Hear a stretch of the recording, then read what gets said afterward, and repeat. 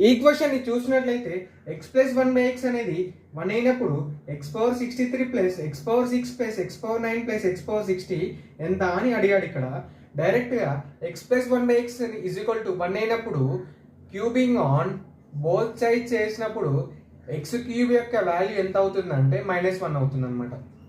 X cube యొక్క value -1 అవుతుంది. అంటే x⁻63 ఎలా రాసుకోవచ్చు?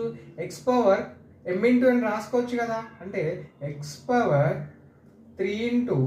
× రాసుకోవచ్చు కదా. అండ్ x⁻6 ఎలా రాసుకోవచ్చు? x⁻3 రాసుకోవచ్చు కదా. అండ్ x⁻9 ఎలా రాసుకోవచ్చు? x³ రాసుకోవచ్చు కదా. అండ్ x⁻16 ఎలా రాసుకోవచ్చు? x³ రాసుకోవచ్చు కదా.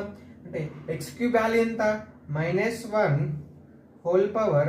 21 plus -1 whole square plus -1 whole cube plus -1 whole power 20. ఇక్కడ ఒక నోట్ చూసుకున్నట్లయితే -1 హోల్ పవర్ ఆడ్ ఎంత అంటే -1 అనమాట. అండ్ -1 హోల్ పవర్ ఈవెన్ అయితే +1 అనమాట.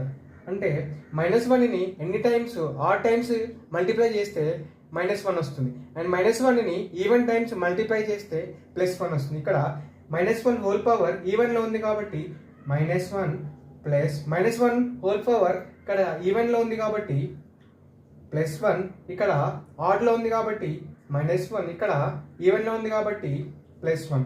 ఇక్కడ ఈ +1 -1 క్యాన్సిల్, ఈ +1 -1 క్యాన్సిల్, ఆన్సర్ అనేది 0 ఈజ్ ద ఆన్సర్.